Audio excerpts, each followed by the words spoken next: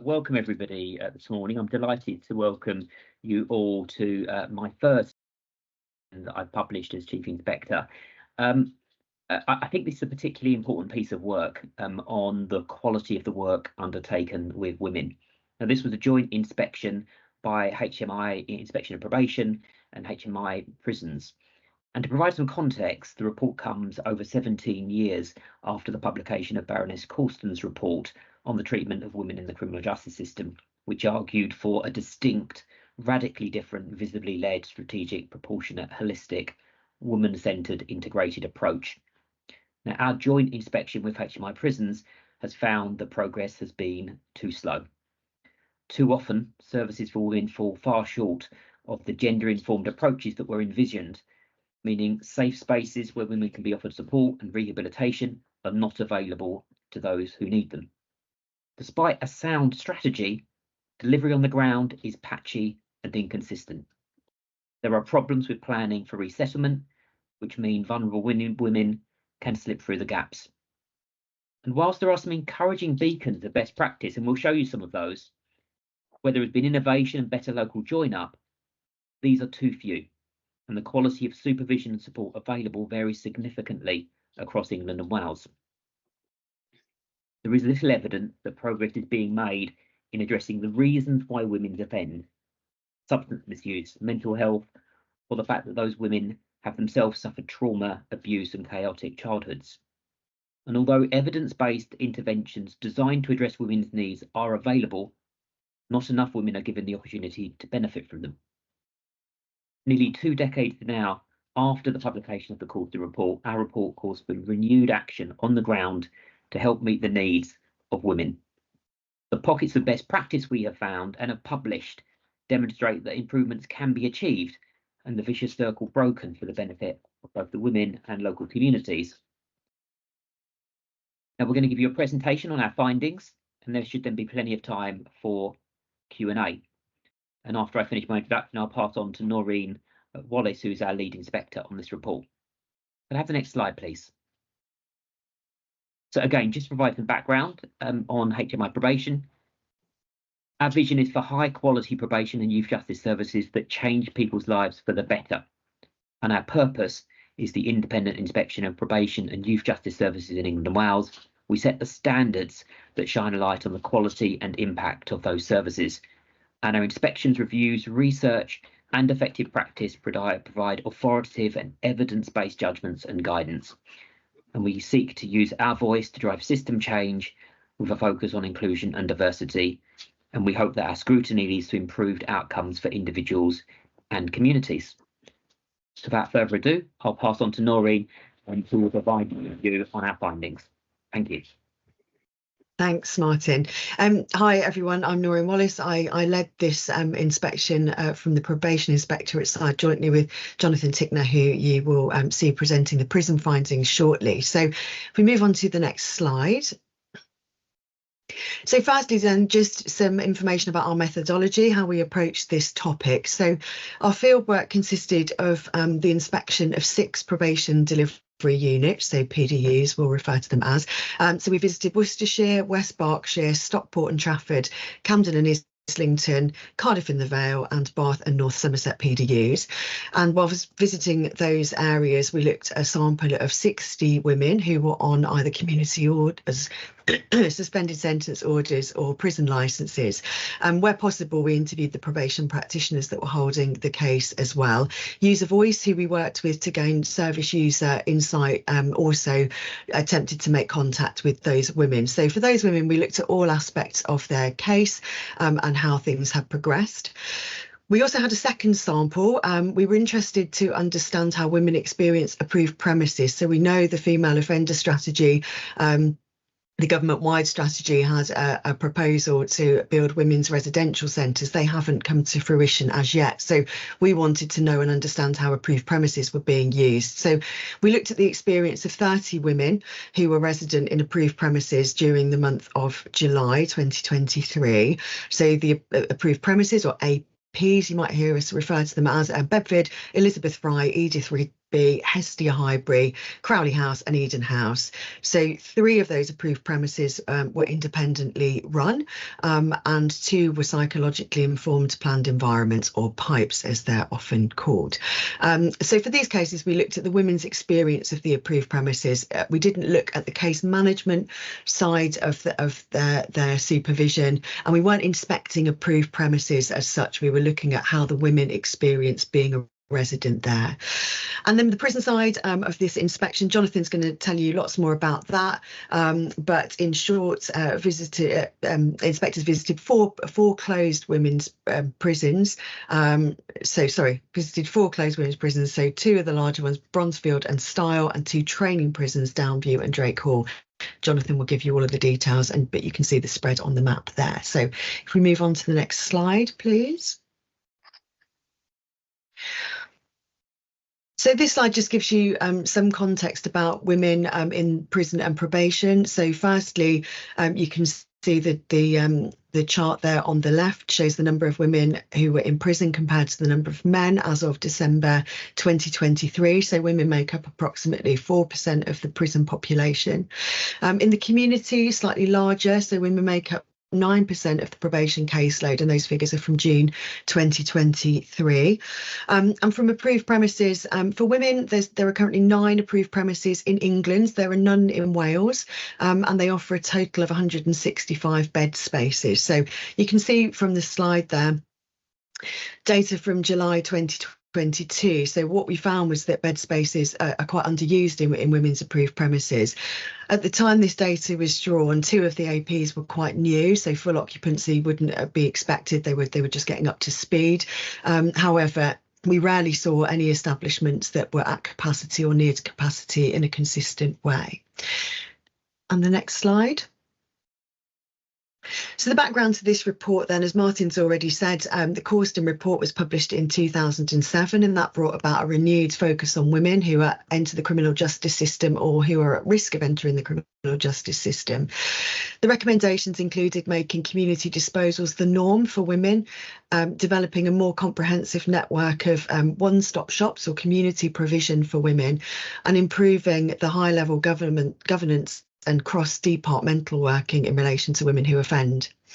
So in 2011, the Probation Inspectorate, together with the CPS Inspectorate and the Prison Inspectorate, completed a joint thematic inspection that was called Equal But Different, an inspection of the use of alternatives to custody for women offenders. And the aim of that was to understand the progress that had been made by probation trusts in implementing the Corston recommendations. In that inspection, we found that although a great deal had been achieved, provision for women varied considerably and was still inconsistent. In that inspection, we advocated for a locally coordinated multi-agency approach to best support the needs of women. The report's recommendations included maintaining a focus on women through the development of effective outcome measures, supported by monitoring and evaluation. In 2013, the Advisory Board for Female Offenders, now called the Women in the Criminal Justice System Expert Group, was established to bring together key stakeholders to provide expert advice on the development and delivery of policy and services for women. We next inspected again in 2016. So at that point, we found that within the probation service, there was still a lack of strategic focus on women's needs and an inconsistent provision of services, with a lack of focus on understanding outcomes. And the report also raised concerns about the sustainability of funding for women's centres who were providing much needed support, but at that point had multiple complex funding streams, which affected their ability to see long-term provision. In this inspection then, we aimed to consider progress made since our previous inspections and also track progress against the female offender strategy for the relevant aspects that we were looking at. Next slide, please. So moving on to look at our findings then. So firstly, in relation to policy, strategy and leadership, positively, we found that there had been progress in raising the profile and focus on this area of work in terms of policy and strategy. The Women's Group, formerly called the Women's Directorate, bring together relevant strategic and operational areas of business to promote women's needs and provide a link to the wider MOJ and wider government departments. They've developed ways to track progress against the female offender strategy to increase understanding about what actually is being delivered. Another positive addition is the regional SPO role, Senior Probation Officer role, which when done well, provides expertise and support and guidance for practitioners and raises the profile of women's needs within regions. In some regions, we heard from practitioners about the value these roles bring to their work, and we've included interviews with 2 of the senior probation officers in these specialist roles in our effective practice guide, which Helen will tell you a little bit more about later. The National Women's Group also provides regular opportunities for the regional SPO leads to come together, talk about their work and share best practice. But unfortunately, as we'll go on to discuss, despite this clearer strategic approach, despite these additional posts, a consistent level of service delivery for women across all regions has not yet been achieved. In terms of policy, in 2018, HMPPS published the Women's Policy Framework, and this was updated in 2021 when probation services were unified. This framework aligns with the overarching government-wide female offender strategy and draws on research to set out the best approaches to working with women. This framework is currently under review, but it does set clear expectations for working with women, with 3 specific requirements set out. So firstly, that women should be offered a female responsible officer. They don't have to take up that offer, but they should be offered the choice of working with a female. Secondly, the opportunity to be interviewed in female-only environments, so attending appointments where there are only females attending at that time.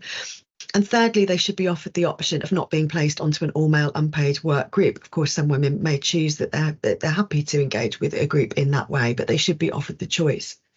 So we feel they're all absolutely appropriate expectations that women should have of their treatment by the probation service. The target operating model, which sets out the model for the Unified Probation Service, does dilute some of these requirements and talks about aspirations rather than requirements. So those 3 things become aspirations rather than something that has to happen. And therefore, we weren't certain really which set of guidance takes precedence. In addition, an accountability for meeting these requirements or aspirations sits with the various areas of operational delivery.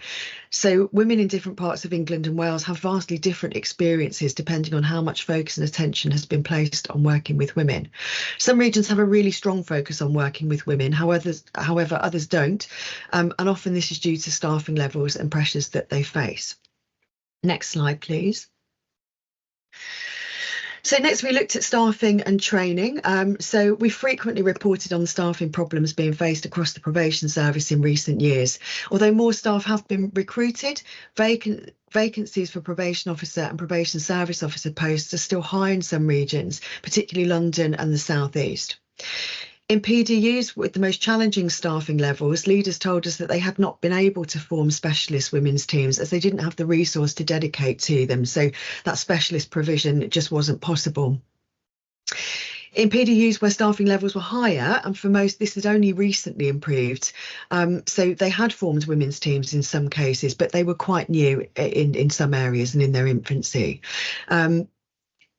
Some areas had long-standing women's teams that had endured through all of the changes, but some areas didn't have any distinct arrangements for women at all that we could see. Many staff within teams, whether they were specialist or generic teams, were relatively new and were yet to gain the necessary experience to equip them fully to undertake their role.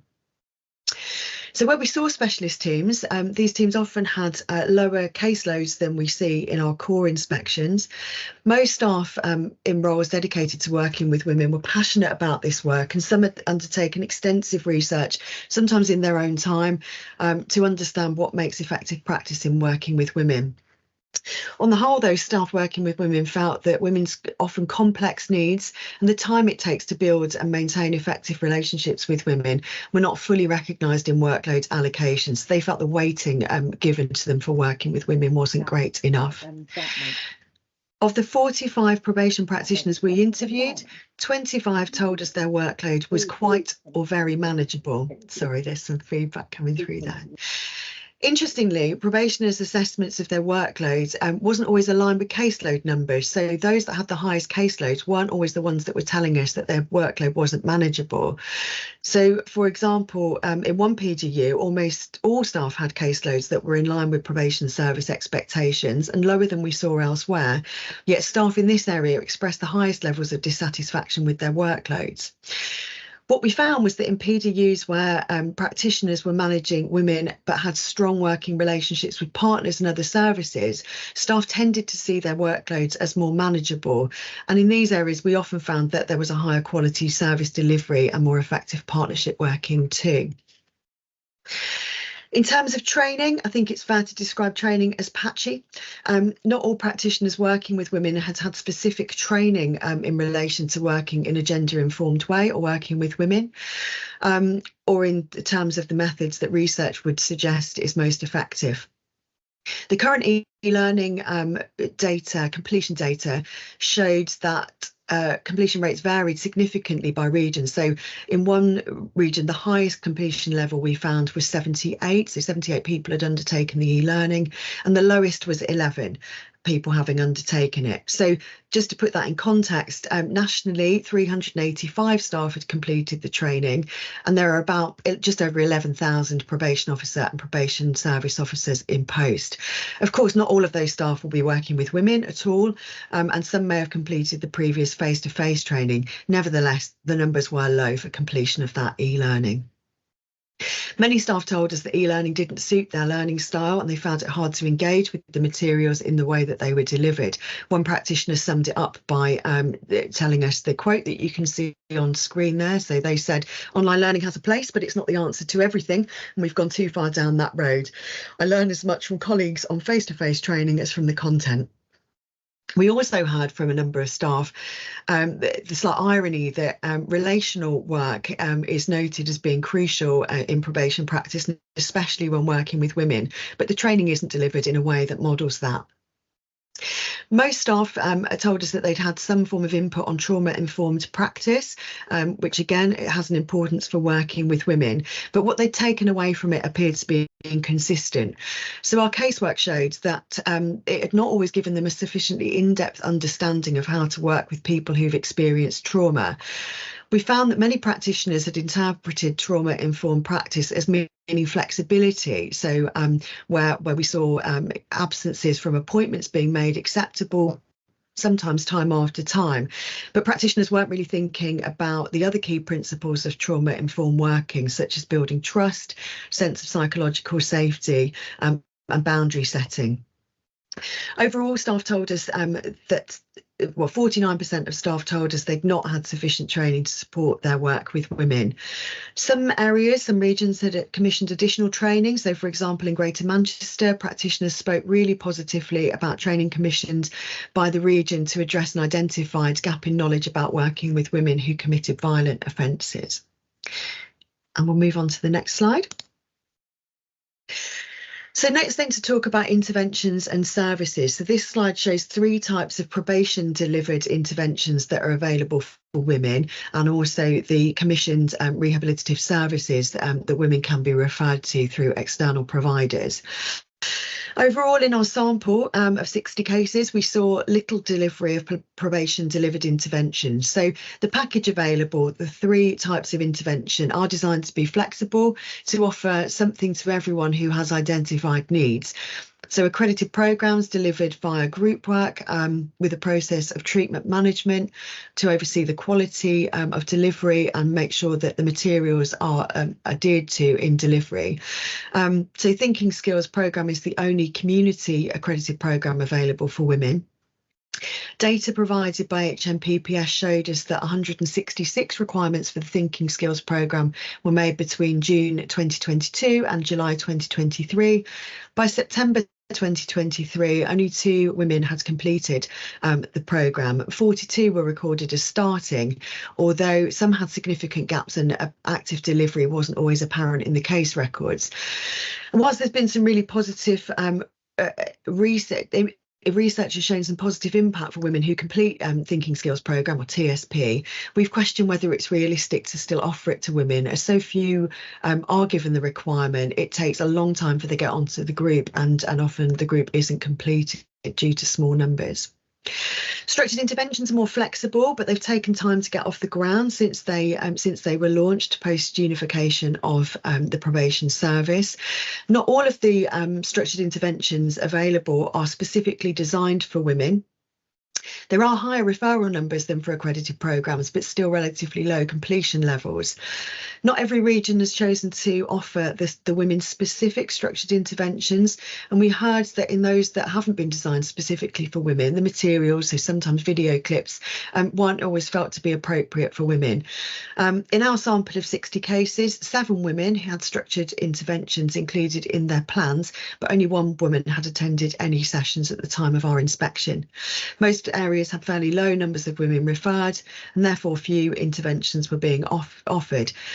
We then found that as practitioners doubted whether women were going to get onto the intervention, they stopped referring, so they get into a vicious circle.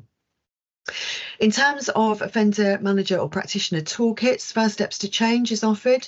The aim is that practitioners can use this in their regular sessions with women on probation.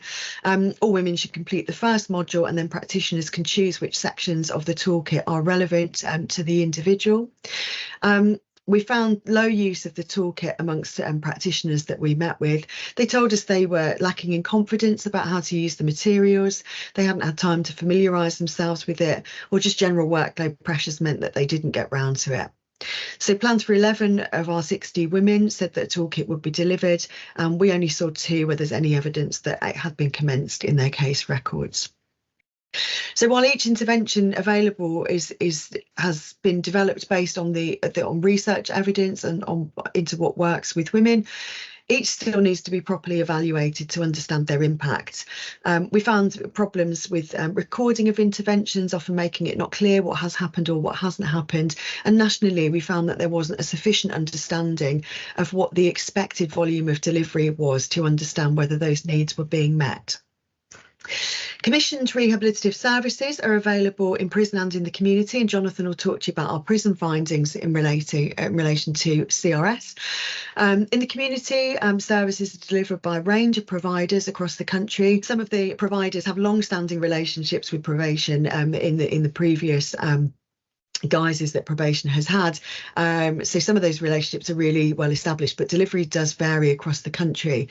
The contractual arrangements are not outcome focused, so this means that understanding the impact of the services is hard to really understand what difference they're making. Referral quality varies, so in some areas this has led to high numbers being rejected. So while providers told us in some cases this helps them manage the volume of referrals, ultimately we felt that this was delaying the opportunity for women having access to the services that they've been identified as needing to have. Providers don't have access to probation case management systems, so this hasn't always been the case. When they've delivered under previous contracts they have, but currently they don't. And there's no doubt that this hinders effective communication. So for example, one provider said to us, if a woman asks when their next appointment with the probation practitioner is, the CRS provider doesn't know and aren't able to tell them. And we felt this does little to demonstrate joined up working between the provider and probation. Some providers have really good working relationships with other more specialist services and provisions, such as those for minority ethnic women, but not all do.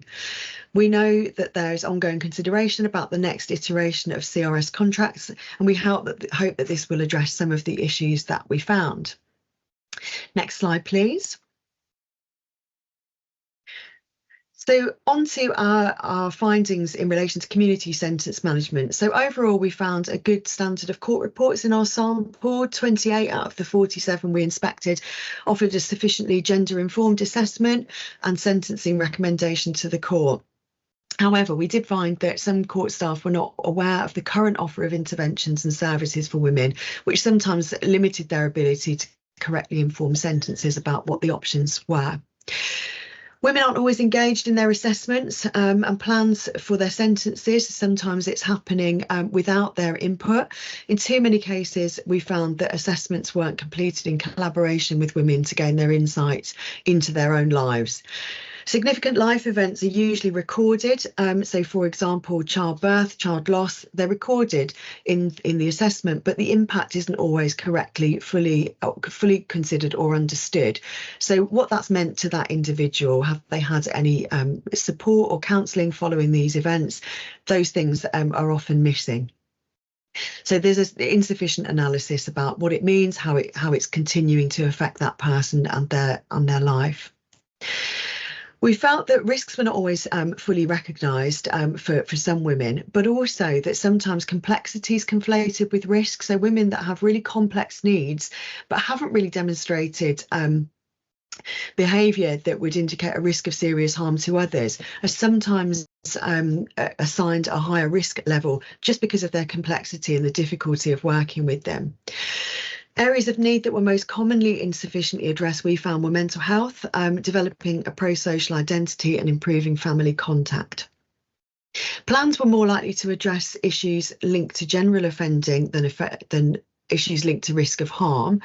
Where women had dependent children, we found that in less than half of the plans, this was adequately addressed.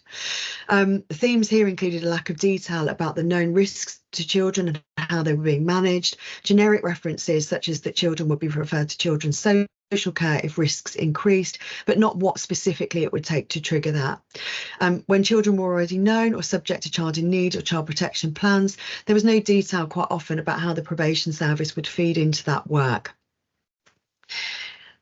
Earlier, I shared the requirements in relation to women from the policy framework and talked about those being requirements or aspirations if we look at them under the target operating model. We found that reporting arrangements for women varied considerably across the offices we visited, and just under a quarter of the women in our sample had been offered the opportunity to report to women-only spaces. These mainly came from 2 probation delivery units where women could report to a women's centre rather than reporting to the probation office.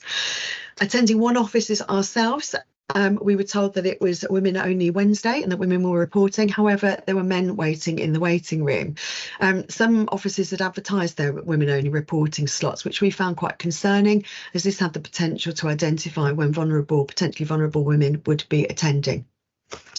In some cases, we saw really high numbers of acceptable absences within sentences with little explanation or efforts to progress sentence delivery. So we felt that offering flexibility, of course, is entirely appropriate. However, not seeing the woman at all or allowing sentences to drift does little to address the underlying causes of their offending or help them move forward. So we felt that that's unhelpful. Sophie from Use a Voice is going to talk to us shortly about the importance of building trust and effective working relationships. And this takes time to achieve, and there has to be contact in order to achieve it. Unpaid work opportunities quite variable across the country.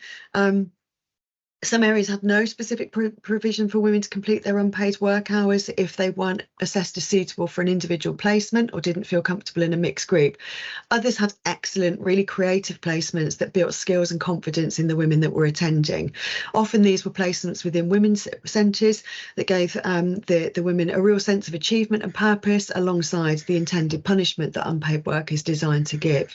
We featured some examples in our effective practice guide, and Helen will talk about those later. So we did hear some really positive comments from people on probation. You can see one on screen there who said that their relationship with their probation practitioner was great. They asked and listened about her life and worries and about potentially what was going to happen in the future. Next slide, please. So, due to the vulnerabilities that exist within the cohort of women involved within the criminal justice system, in this inspection we wanted to consider safety and wellbeing. So safety and wellbeing aren't routinely covered in our adult core inspection standards, but we felt it was important to look at this aspect of practice in this inspection. Too often, however, we found that women's safety and wellbeing weren't being adequately considered in their sentence. In fact, sufficient attention had only been paid to keeping women safe or addressing risks to their welfare in less than half of the cases we inspected.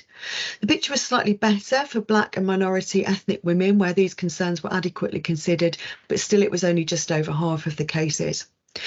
Many women on our sample had experienced domestic abuse. This wasn't always fully considered. So, for example, when women who were known to be in violent relationships stopped attending probation appointments, this didn't always prompt checks to understand that they were safe or check on their welfare. Some of the women in the sample also engaged in risk-taking behaviour, often driven by addictions to drugs or alcohol. And we saw little evidence of efforts being made to consider ways to reduce the potential harm in these cases. Where women had failed to comply with their sentence and practitioners had taken enforcement action and were waiting for a court date, some felt they no longer needed to make efforts to contact or engage with the woman, despite indications that they could actually be at risk. So you can see a quote on screen there from one practitioner who told us, "Once I've done the breach paperwork, I don't think about them again until the case is heard." We know that this is probably reflective of high caseloads, high workloads, but it does little to address the risks and needs of women on probation. Next slide. So finally from me then, before I share with you the recommendations, to share some findings in relation to approved premises. So for context, there's 9 approved premises in England, as I told you earlier, none in Wales. 6 of the APs are independently run. Several have opened in the last 2 years, which has expanded the total bed space to 165. The purpose of approved premises is to support resettlement and rehabilitation and to offer an enhanced level of public protection in the community. Most commonly, residents have been released on licence from custody and present a high risk of serious harm. But women's approved premises will also accept those posing a medium risk of harm who have complex needs. And we found that that wasn't widely known or understood amongst probation practitioners, meaning that individuals who could be eligible weren't always being referred. Individuals can also be required to stay in approved premises as part of a community order or a suspended sentence, although we found this was very uncommon. During their stay, residents are expected to attend an agreed number of hours on rehabilitative activity or purposeful activity, as people refer to it. This includes education, employment, resettlement or health related activities, and it might be delivered on site or externally. 2 of the approved premises run by the probation service are designated as psychologically informed planned environment or PIPEs, and these aim to support people on probation who've been identified as having a personality disorder or potentially having a personality disorder and posing a high risk of harm. These facilities, the PIPEs, have additional staffing, so in addition to the normal staffing complement, they also have a probation officer and a psychologist on site to support the additional needs of residents. Overall, in approved premises, we found some really impressive work being delivered in really challenging circumstances. Strategically, we found that the resource and governance needs to be considered to ensure that the distinct needs of women are not lost within the much bigger male estate. So we've made recommendations that resourcing needs to be reconsidered to recognise how women behave and live in approved premises. It's different from how men behave and live in approved premises. In probation run approved premises, we found poor facilities management, and in some cases this was impacting on the safety and well-being of residents and staff. So we came across examples, for example, of external gates not being operational for several years, meaning that the premises couldn't be secured in the way that they had been designed to be. We also met women who suffered from post-traumatic stress disorder, and their symptoms were being triggered by loud doors banging at night during night checks. These need to happen, and staff were doing their best in many cases to make sure that they were as quiet as possible, but the actual fabric of the building wasn't supporting this. And even where these issues had been reported numerous times, little action had been done to make the needed changes. The impact on residents, and we saw this with our own eyes, was concerning. They reported in one case being close to losing it, and that certainly seemed to be the case with one particular woman. Staff in the approved premises were really frustrated by this. They felt that this particular resident had made really good progress but was being affected in this negative way, and they felt that that was jeopardising her ability to resettle and move on. Almost all the women that we looked at had regular key work sessions during their stay. Most of these were helping to address resettlement needs. While residence plans weren't always formally reviewed in a specific document, the content was generally being reviewed through key work sessions, and positive progress or emerging concerns were being recorded and discussed. Rates of self-harm and suicidal ideation are high amongst women in the criminal justice system, but we found that these issues were being identified, recorded and attended to in almost all of the examples we inspected. We found that women in our sample generally stayed longer than was anticipated when they were referred into APs. Often this was because they didn't have appropriate move-on address to go to. Residents in just over half of the cases we considered had clear move-on plans, and the lack of one caused high levels of anxiety. Women's mental health sometimes deteriorated because they didn't know where they'd be going at the end of their stay. Whilst all the approved premises managers told us they would never evict a woman who had nowhere to go, the fear of this happening for the women was very real. Particular problems occur when a woman can't return to her home area, potentially because of the offence that she's committed or public interest, and therefore a lack of local ties to any new area made it difficult to find a permanent home. Overall, we found that staff in approved premises supported their residents exceptionally well. They showed an in-depth knowledge of the women that were staying with them and the risks that they faced. Residents that we met praised the time staff spent with them and how much they valued those important relationships and the depth of relationships that they built. So one woman told us there, you can see the quote on screen, she said she felt safe and supported at the AP because the support was available 24 hours a day. And the other girls, the other residents she met there are great.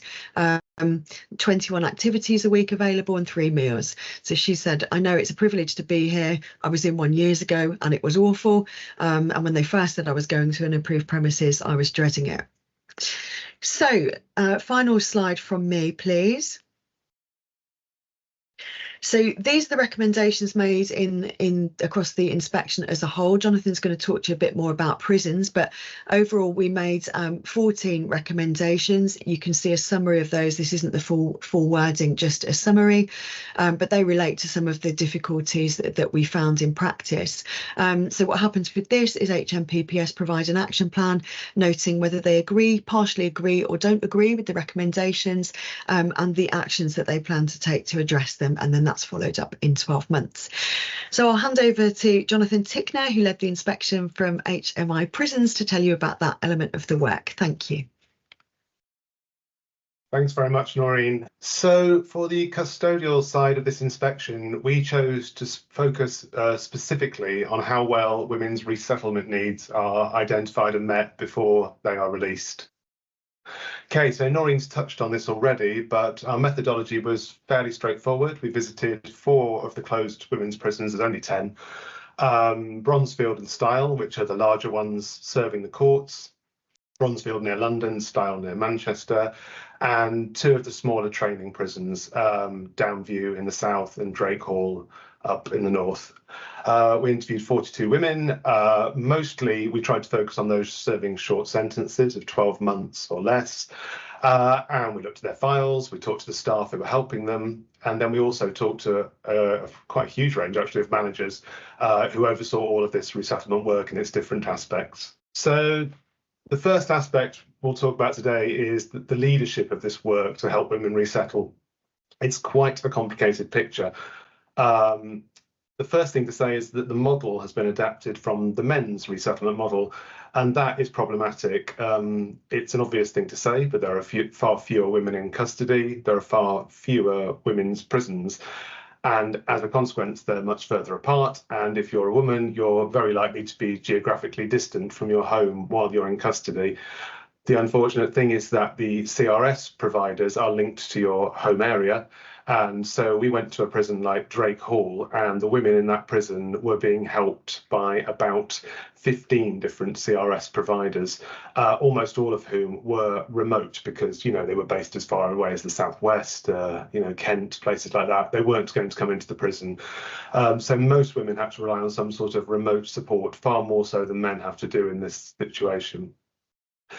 There's an impact of population pressures, which is something I think we're all familiar with at the moment. But what this was doing was meaning that women in Style, serving relatively short sentences, were being moved quickly onto Drake Hall just to make more space for court arrivals.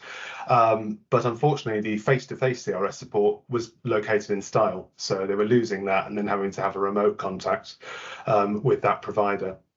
Overall, this model is overcomplicated and poorly staffed, and there are just too many bits to it, too many delays, and it relies on a lot of separate actions having to happen one after the other promptly in order for the woman to get the best sort of support.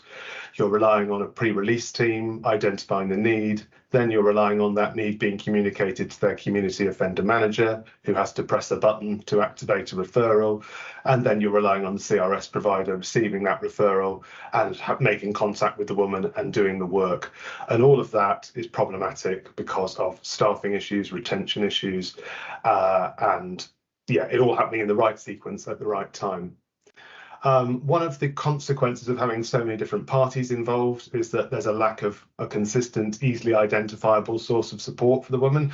That was a common theme in some of our interviews.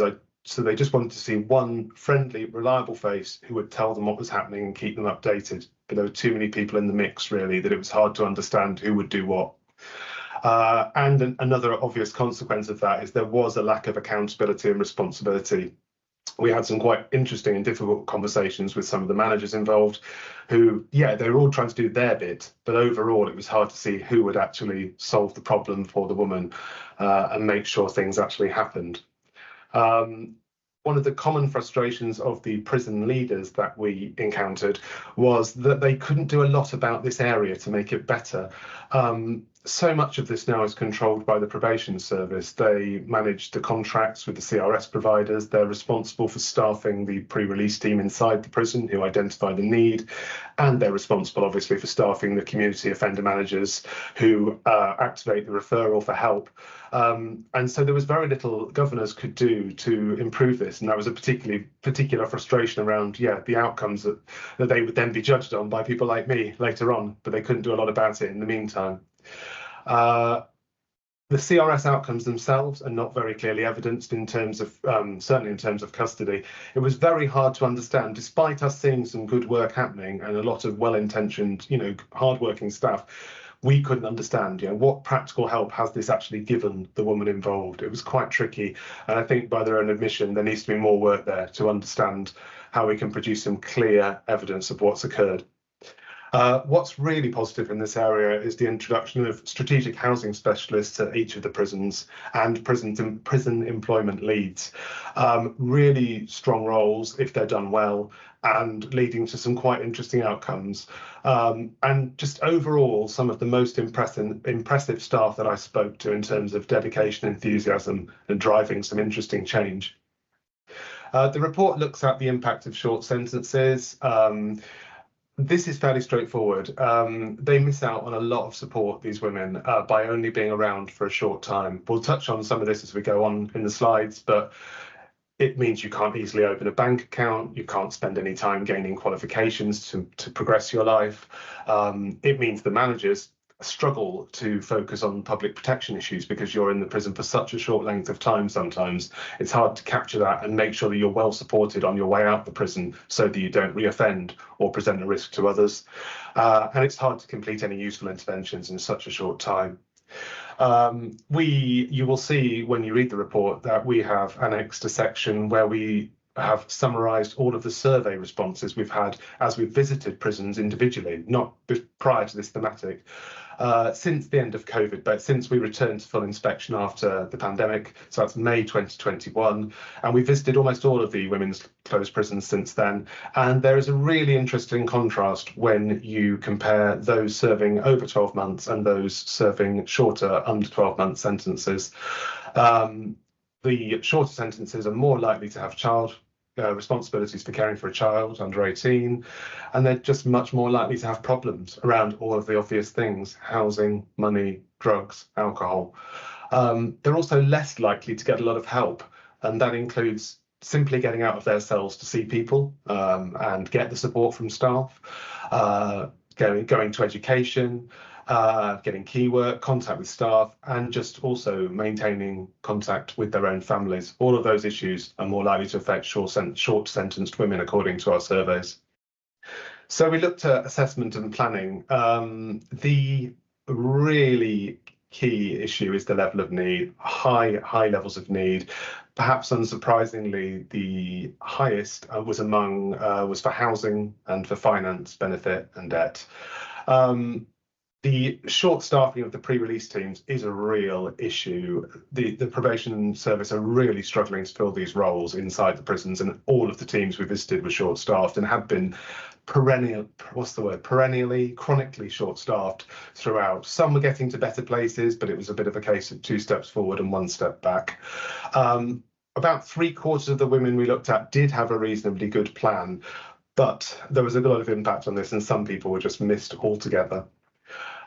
We thought it was a really good idea for the CRS providers and the pre-release teams to be put together in the same place. It sounds quite obvious, but where it happened at Style, it made a really good difference. We could see real generation of activity, information sharing and quick response when things went wrong, and often this was at the very last minute of the process. So that's a simple idea, but it worked really well. The COM, of course, has this pivotal role in the process, making the referral that activates the help from the CRS provider. That is problematic. In areas like the southeast London, there were more issues with this because there is much more short staffing in the community. They tended to have a COM, the women, but they were often allocated quite late in the process. They already carried high caseloads, and this meant that in about half the cases we looked at, there wasn't a prompt referral because it just hadn't happened quick enough for the woman. Overall, we found surprisingly low numbers of referrals to the CRS, again, particularly in the southeast, at those 2 prisons. It was sort of remarkable compared to the level of need, and there was just something missing there about this smooth process, getting the help generated and moved forward to get the woman what she needed. Overall, we were impressed with the POMs, actually. These are the prison offender managers in the offender management unit in the prison, and we were impressed with some of the work they were doing to really drive things when so much of it was complicated, so many people were involved, and we found them providing quite often the dynamism needed to really pull things together, get stuff done, and if necessary, do the work themselves just to cover the gaps. And we were generally impressed with that. We looked at public protection work as part of the cases we reviewed. Some of it very good, actually, impressively so, but it was mixed, and in some cases we found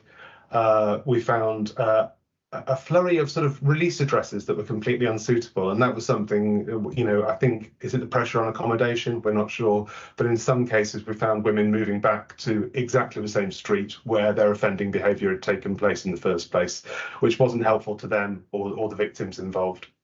So we looked at interventions and support.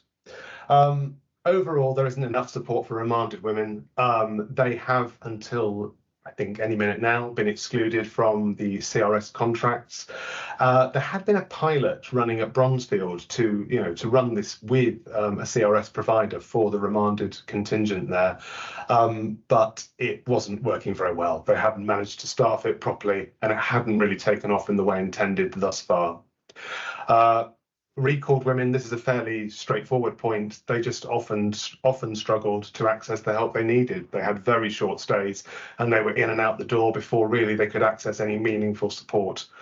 Recruitment and retention really undermined the CRS provider's ability to give good work. We found some really good stuff in a few cases with the CRS, but overall they were in a sort of perpetual cycle of recruiting, waiting for clearance, spending months getting the vetting, then the employee would stay for about 6 months or a year and then leave, and the same process would take place again. So we hardly ever found a full team really as a result of that. Some of it was really good, but it was very dependent, as I've said, on which CRS provider you had.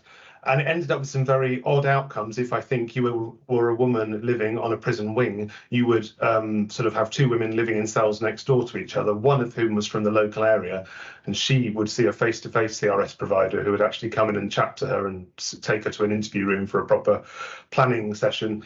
And then the one in the neighbouring cell would be relying on a remote help from 200 miles away, and she wouldn't really see anyone. So it was a very differential experience for those people living in the prison. only a minority attended face-to-face of the CRS, and in other cases you had to rely on video link. These weren't always good enough, particularly in the 2 training prisons we went to, where there just weren't enough video link suites, and a lot of creativity was having to be sort of implemented by probation officers and other staff to make sure the woman spoke to somebody at the right time.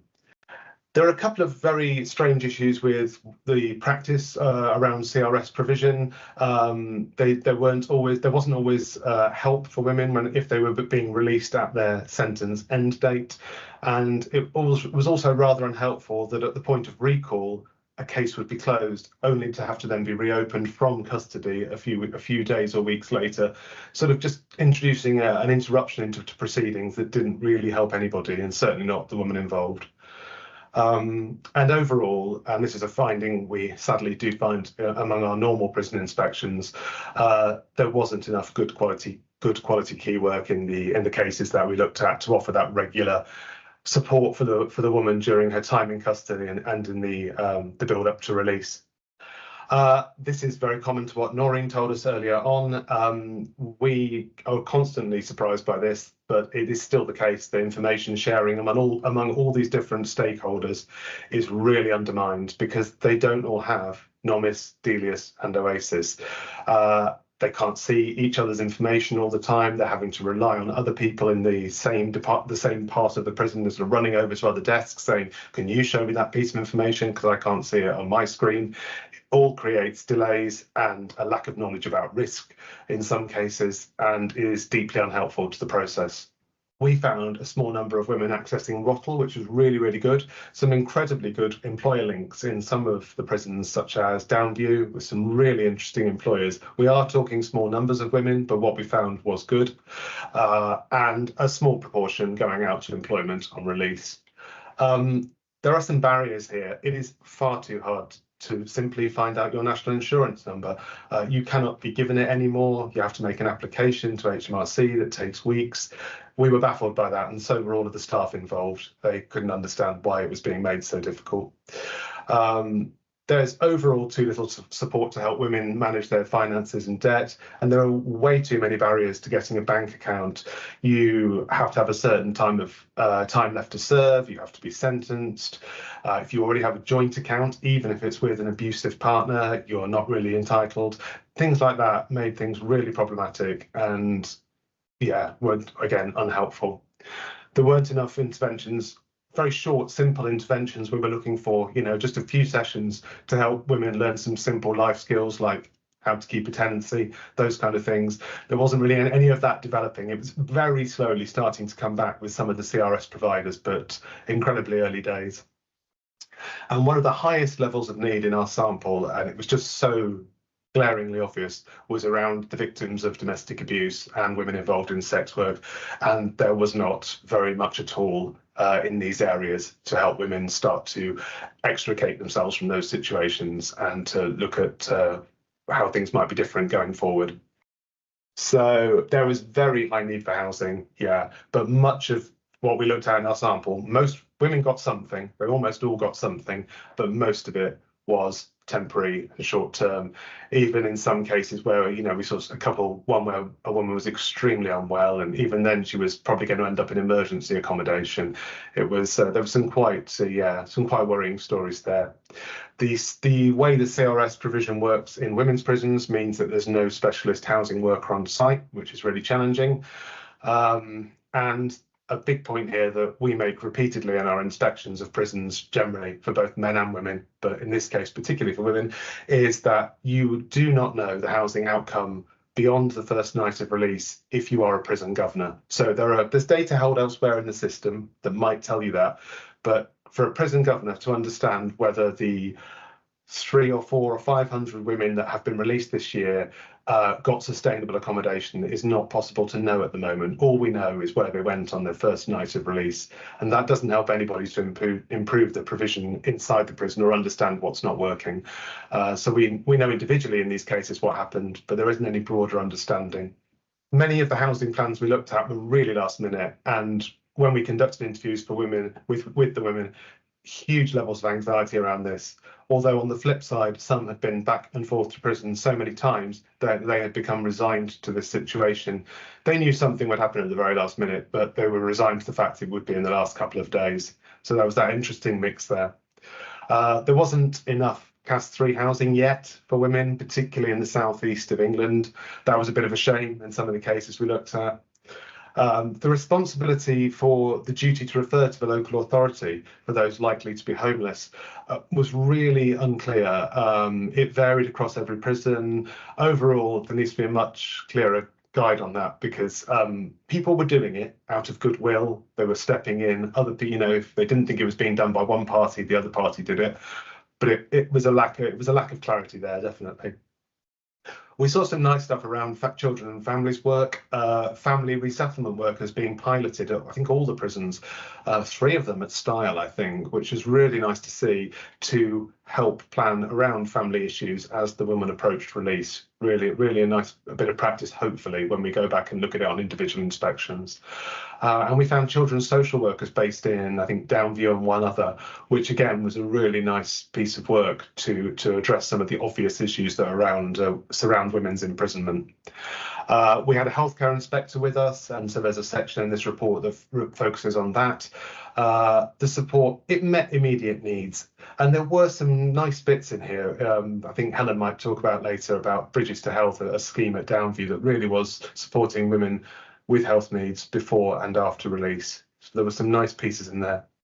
And the day of release, this was, not so great in some places. There was too little through the gate support.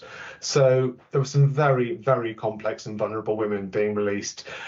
There just wasn't enough of this type of support. I think about 1/3 of the women we looked at got it, but we found another 1/3 of our sample who really would have greatly benefited in terms of succeeding, getting to appointments, avoiding recall, finding housing on the day of release, making sure they just got to the right place. They would have really benefited, but there just wasn't enough of it. It was too patchy. We saw some women, but not all, being offered a basic mobile phone if they didn't have one on release.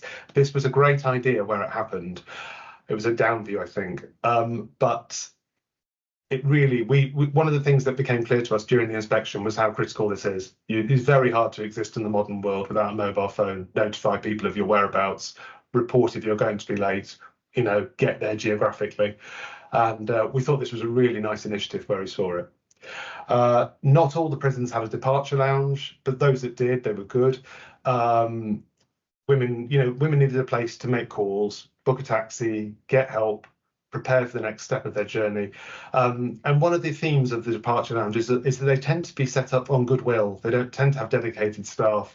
And in the case of the better one we saw, it was being run by the strategic housing specialist. So instead of being able to focus totally on strategic work, he was spending his mornings having to run this incredibly vital resource, which, I think should be given a higher priority generally across the estate. There was some good access to benefits on the day of release. The DWP were running a pilot to help women activate their claims there and then, saving them a lot of bother further down on the next day or two after release. That was really good. But what we also found was that reporting requirements on the day of release were incredibly intensive, sometimes far too unrealistic for some of the women involved, in terms of having sort of 3 things to do on the first day, plus obviously the journey from the prison, which was sometimes quite far away from their home address. So that just wasn't a realistic prospect. So just to conclude this section, the main problems are overcomplicated arrangements, staff shortages, gaps in contract delivery, expectations, and a lack of enough face-to-face help for the women. A decent service really does depend on the staff involved, some of whom we were deeply impressed by, going really far above and beyond their roles. But that's not sustainable. And they're often trying to make up for gaps in the system, gaps in the planning, and gaps in the staffing. Where women have accessed good support and planning, we just don't really know. We could see good plans, we could see good assessments, but we really struggled to find out whether that really meant they'd actually achieved a good outcome, and certainly whether it was a sustainable outcome in the case of accommodation. So overall, the current delivery model, it just puts too many barriers in the way of success. And most of the managers we spoke to really, a bit like us, queried its effectiveness and didn't really quite understand how it's working. Thank you very much. Sophie, am I passing on to you now? Yes, you are. Yeah, thank you. So, hi everyone. I'm Sophie. I'm a regional team leader from User Voice. But I'm also a woman who has got lived experience of the criminal justice system and of being on probation. So as I take you through our report, I'm also going to interject some of my lived experience into it, so that you can see some of the impact of some good practice and some of the impact of some of the issues and concerns that have been raised throughout the report. So we spoke to 77 women across the 6 areas that were previously mentioned by Noreen. And we wanted to do this to understand the experience of women on probation and the support that they had had either generally or in relation to their gender. And we also wanted to understand if their experience on probation in relation to their gender has changed since the previous inspection in 2016. And we then wanted to highlight where better support needs to happen and highlight any good practices that can be built upon across the service as a whole. So 2 in 3 women said that their overall probation experience was good, which is actually one of the most positive pieces of feedback we've seen for User Voice. My personal experience was in the end quite good, but I'll go on to that in a moment. So women who had a good overall experience said that they felt supported and not judged by probation staff, and that the majority of their needs as women were taken care of. And that there were often female practitioners, female only days, services and activities all under one roof that were all designed for women, and that often consideration of childcare and feminine health issues were taken into account. But for those who had a poor experience, I mentioned that there were a lot of changing practitioners. I myself, across my time, had 4 probation officers. And even when I had one consistently, I would often see the duty probation officer, which more often than not was a man. And every time I had a new one, I had to then re-explain and relive everything that I'd gone through to lead me into the criminal justice system, which included physical, mental, financial and sexual violence. So I had to keep exploring that. And as you can imagine, that is really, really difficult. And that's not that's not just isolated to me, that happens to women across the board. It wasn't until my final probation officer, when we had started sort of the induction process all over again, when she said, "I've read your pre-sentencing report, I know what you've been through, we don't have to discuss it." And so as you can see, for the women that did have the poor experience, that is a really similar experience that they've had. Also having to mix with men in offices, with male probation officers, and the often lack of staff or COVID still is used as a reason for that. One of the recommendations that has come out of this for that, though, is that probation should develop caseload sharing practices, where it's easier for probation officers, if they are leaving cases behind, changing cases, to have a model where that people don't have to continue to share their experiences. Quite devastatingly, over half of the women who we spoke to had been victims of abuse or other crimes, and so 71% of the women, and that's a huge amount. And we know from experience that actually, the majority of women in the system do end up there because of a male counterpart. The women who had experienced abuse mentioned female spaces and groups, and that flexibility around childcare had positive impacts on their experience. Some women, though, did feel that male probation officers or even female probation officers didn't fully take into consideration their past experiences and or trauma. So as Noreen sort of mentioned, that there is a bigger need for training amongst probation, and that we feel that this should be focused around trauma-informed approach to all practitioners, and that they should be refreshed annually, because trauma does change and it does develop, and it needs to be taken seriously regardless of how big or how small a probation practitioner thinks that trauma may be. For some people, even something that you might consider small can be earth-shattering. So 4 in 5 women had good or excellent relationships with their probation practitioner, which is amazing. And as I said, once I finally got onto my fourth and final practitioner, she was amazing. I had a great relationship with her. And the women identified a good practitioner as someone who goes above and beyond in supporting them. Only 23% of the women that were surveyed, though, had been asked if they would prefer a male or female practitioner, although most had automatically been given a female. And the women who said that they would have preferred a female practitioner had been victims of male abuse and therefore didn't trust men or were concerned about men. And they were worried that men wouldn't understand gender-related issues such as being a mother, menopause, menstruation, giving birth. And for the solution that we've put there, we've said that every person, so not just women, men as well, you know, we have to take into account that for some of the men who are going through probation, potential sex offenders, domestic violence perpetrators, or male victims of female abuse or assault, they may want to be consulted on who they have as a probation officer, because everyone will find it more difficult or easier to talk to certain people. Obviously, we understand that probation are going through a hard time with staffing. It can't happen everywhere, but where that choice can be given, it should be.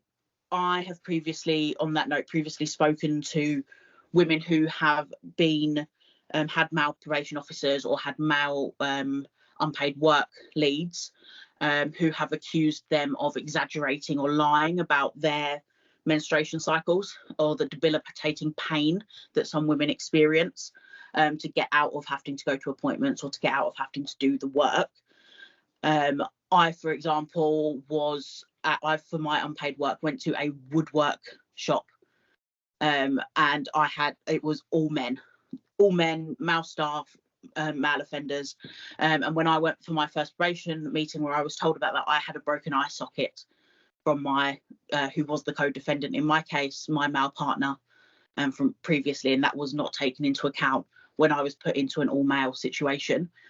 In the end, it actually healed a lot of my trauma because I was able to be around men who, on the surface, you would assume were dangerous or horrible or whatever, but actually they were really nice and they did look after me. But someone else may have completely retracted and ended up in prison or worse because of that. But when male staff don't necessarily understand female experiences and are accusing people of lying or exaggerating, to all the women on the call, especially, you know, would you want to open up to someone that is accusing you of lying about your life? Would you trust that person? Would you want to talk to them? Because I wouldn't want to talk to someone who thought that anytime I was going through pain, they thought I was lying about it.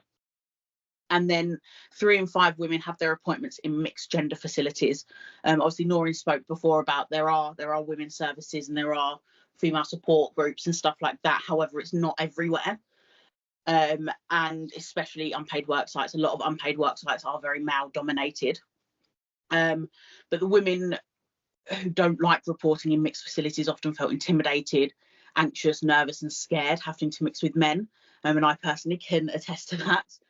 And they felt that there was more emotional support with remote appointments when they needed that space, and that a third of women said they were not getting the services that they needed due to their remote location, which has been mentioned by both Noreen and Jonathan for probation and prison, that a lot of the women are further away from these support services.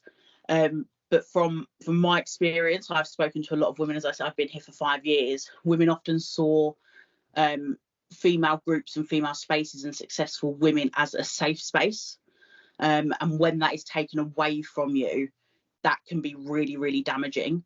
And so I think probation have a responsibility to ensure that if a safe space is provided to women, whether it's women only reporting, whether it's female RA day activities, unpaid work, whatever it is, that is consistent across someone's order.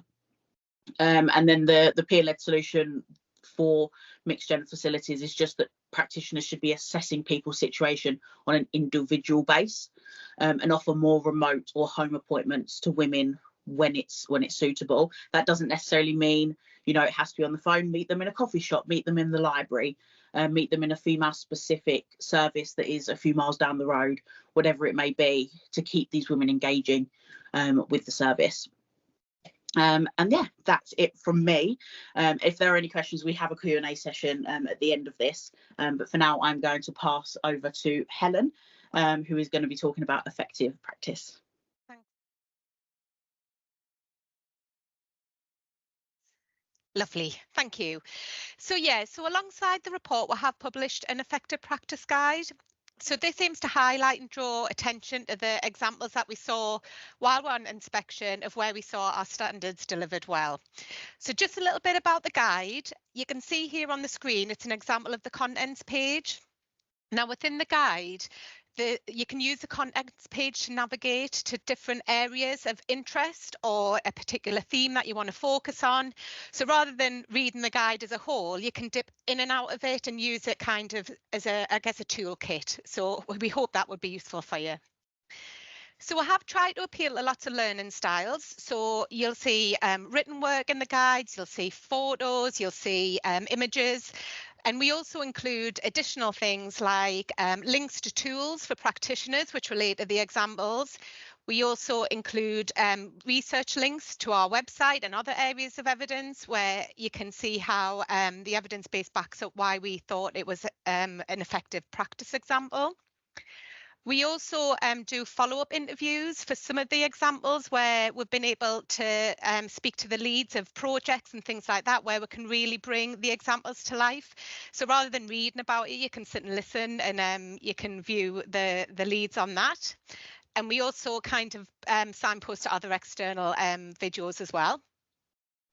And we also include reflection opportunities throughout the guide. So that's for senior leaders, middle managers and practitioners to kind of read about the effective practice example and then reflect on your own area or your teams or your ways of working, and really have the opportunity to kind of consider your approach to, in this instance, working with women on probation.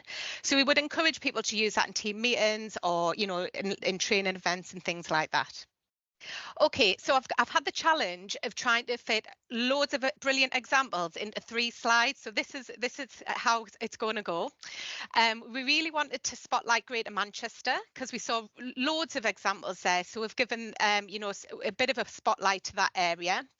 Now, one of the first things we did notice in Greater Manchester was a real focus on the required learning. So Greater Manchester have created an interactive learning package where the package follows the journey of a female through the criminal justice system, and the package signposts to HMPPS policy, YouTube briefings, research, toolkits, all sorts of things. And it even identifies observational opportunities. So if you're a new practitioner to the organisation, or you're even just starting to work with females for the first time, this package is a really good starting point, and they have shared it within the guide, so you can have a look at that. We also saw how Greater Manchester commissioned specific training from Dr. Anna Motts. So she's a consultant clinical forensic psychologist, and she has also delivered training at HMPPS. But within Greater Manchester, following an SFO review, it was identified by staff that they didn't feel confident working with women who commit violent offences, particularly domestic violence. So the commission this training from Dr. Anna Motts to really kind of target that gap, and they also offered it out to the other stakeholders and partnerships that work with women on probation. So it was a real holistic kind of approach to developing that area. Now in Greater Manchester, the Greater Manchester Combined Authority have got a real unique model of public service delivery, and it's designed to really engage and support communities. So they focus on bringing services together at a neighbourhood level, and because they're a devolved responsibility, which is a little bit different to other areas, they can really kind of target women's services and co-commission with the probation service.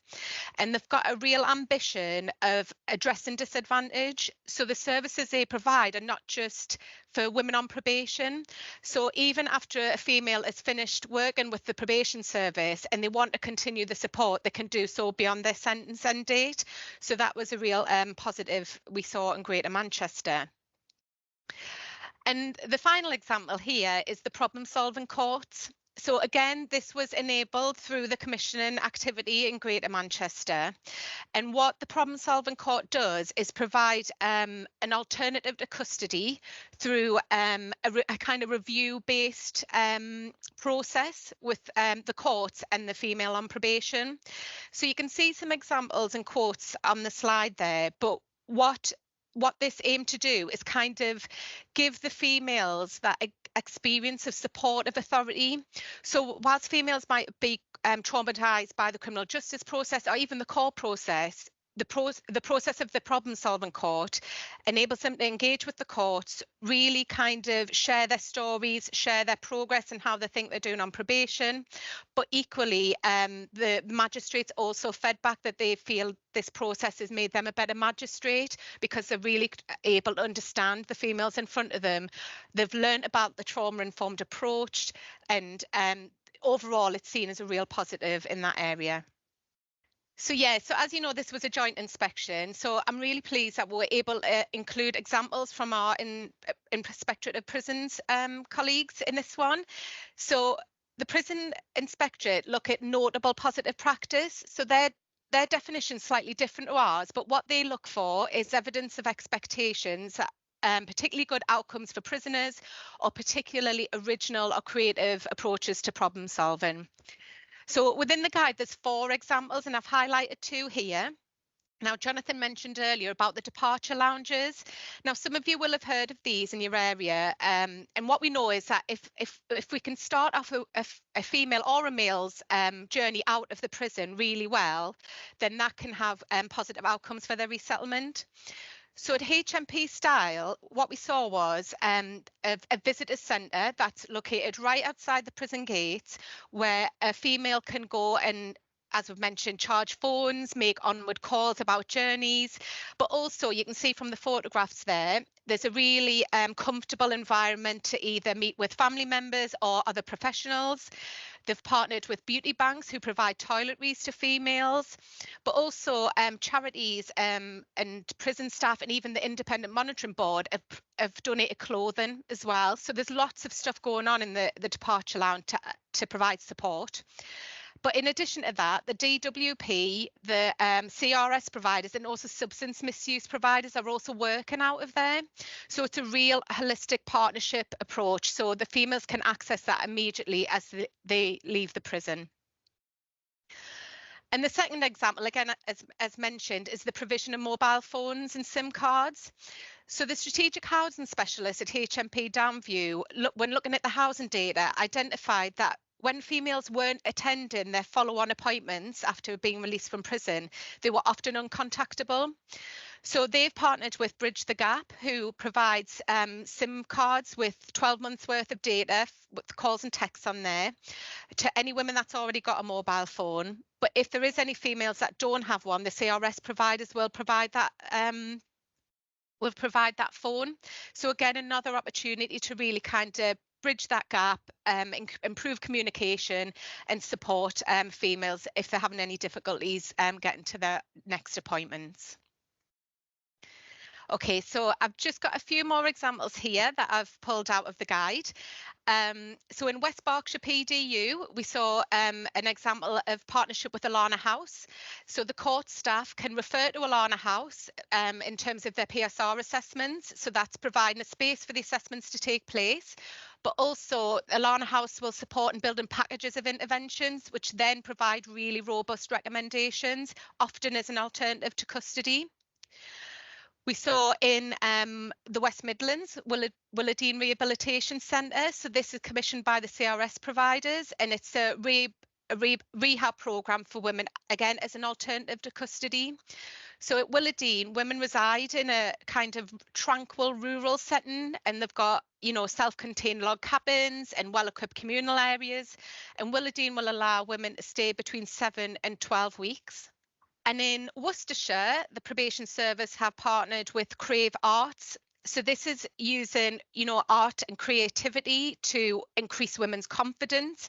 We heard about pottery making, we heard about poetry and writing classes. And what the feedback was that this really enabled women in a mutually supportive environment to kind of express themselves differently, but also develop skills and tools to kind of improve their own self-esteem and well-being. And then finally, the example there of the Barry Cookery project. So in Cardiff and the Vale of Glamorgan, they've partnered with Coastland Family Church. So on a weekly basis, the unpaid work groups will either use donated food, or they'll develop their budgeting skills and they'll be supervised to go shopping to then make hot meals for people who are accessing the food banks. So at the last discussion that I've had with them, they'd served their 3,000th meal there. And whilst the placement isn't exclusively for women, the feedback was that women really do learn a lot and take a lot from this project. And it's a lot of new skills that they can actually take home to family members and, you know, develop in their own personal lives. But also what was really stark was what a humbling experience it can be on unpaid work, because those that are attending are being exposed to the hardships really that are happening in the community, and that really helps the participants feel like they're really giving back to the community. So that was a real whistle stop there. There's loads more examples in the effective practice guide, so I really would encourage you to have a look at that. And, you know, we're happy to have contact, but I'm going to hand you back to Martin now. But thank you for listening. Thank you very much indeed, Helen. Well, that was an incredibly rich set of presentations from the speakers. I'm really grateful to Noreen, Jonathan, Sophie and Helen for talking us through some of our findings. And I think we've got a few minutes now for people to ask some questions. Now, there have already been some questions in the chat, which we can pick up. But if anybody puts their hand up, we'll see how many we can get to in the sort of 5 or 6 minutes that we've got. And Lynn Arnold, you've beat everybody to it, so you can go first if you want, Lynn. Hi, yeah, good report. Good to see. I guess that I'm wondering how, if we do at all, sort of relate some of the issues to. I'm an area manager, by the way, Changing Lives. So I oversee West Midlands, Leicester, and I know the constraints that we have. So we've got a prison team. Drake Hall is one of my prisons. We've got somebody based there full time. But what I know that you said about it's not always helpful when we have to close women because they've come to their end of sentence date, and also we have to close them when they've been recalled. This isn't something that we want to do. This is something that we're guided to have to do. So I'm just wondering where they've seen the issues. Are they recognising it's working within that we have to work in? Because it's not ideal for us to keep opening and closing and shutting and opening. It'd be ideal to be able to keep the woman going throughout her own journey. Thank you. Great question. I might go to Noreen first to answer that question, if you're happy, Noreen, and then maybe others can chip in, Helen and Jonathan, where you want to. And come back to Sophie, Yeah. maybe. I think, I mean, this may be more for Jonathan because it was a prison-related issue, but certainly, you know, in the recommendations that we make, we hope that that has an impact on the kind of way these contracts are set up, to consider those barriers differently, because like you, it felt nonsensical for those activities to start and stop. But Jonathan probably will be better equipped to say more. Go on, Jonathan. I completely agree, Noreen. I think that's something that hopefully will be reconsidered when the contracts are redesigned. And it wasn't something I actually realised until it came to this thematic. It's a little quirk. If you delve into enough cases, you start to realise, don't you, that these strange things are happening, and it just doesn't help the women at all. John, any thoughts from Sophie or Helen? Not obligatory. Okay, we've got one other person with their hand up, and then I'm going to take some of the questions from the chat very quickly. Okay. Actually, my question. Yeah, go for it. Yeah, my question is in the chat. It's in the chat. Yeah. Which question is it? Could you point me in the direction of which question is yours? I'm talking about the disability because I want to know how this works for the disability people, and if it's like CPR or safeguarding and risk assessment, if you guys have got it for disability people. Fantastic. Thank you very much indeed for that question. I think I've identified and I've seen those in the chat areas. Noreen, Jonathan, do you want to pick up either of those in relation to particularly how do we deal with people with disabilities, but also the GDPR point? I've got an answer to the GDPR one if people have, if you want to come back to me at the end. Yeah, I'll let you deal with GDPR, and the probation service obviously have their own arrangements, I'm sure, for that too. In terms of disability, so we looked in our sample, we are able to split the data and consider the impact of whether the services differed or varied for people from different ethnic or minority backgrounds or with disability. A large majority of women in our sample had mental health, and mental health that was considered at a stage that would be classed as a disability or is recorded as a disability. So yeah, the women with disabilities that came up in our sample were considered to see how those services relate. I think when I mentioned about the CRS services, we said that some CRS providers had really good links with specialist providers, so they offer a general service for women, but some women, it's recognised, need slightly more specialist services, so particularly from some minority communities or women who've experienced certain trauma in their life or have disabilities. So CRS providers sometimes have really good links with specialist organisations to support those women, but others didn't. So our kind of encouragement would be to CRS providers to make sure they've got links to those specialist provisions to support women with distinct needs. Thank you, Noreen. And on GDPR, of course, when you're dealing with people on probation, people in criminal justice, of course, you have to respect the sort of GDPR rules and ensure that the framework is followed. The challenge, I think, and the way that GDPR does not stop you sharing information. It's about the framework within which you do that. And quite often the challenge for the system is ensuring that the right information reaches the right people. I was particularly interested in Sophie's presentation earlier, when she talked about the importance of not having to start again with every new practitioner. If the probation service captures information about somebody, they should be able to pass that to the next practitioner who's captured as part of that. It's about the reasons why you do that. The challenge, I think, sometimes is people see it as a protection, but it shouldn't be a barrier, provided that you manage that information in the right way and you carry it through. But it's always a challenge in the system in relation to how do you protect people's personal information, but how do you share it with people that need to do it, keep that individual safe and indeed the public safe. Is a constant challenge. But thank you very much indeed for your question. But maybe got a chance maybe for the people that have answered the question in the chat.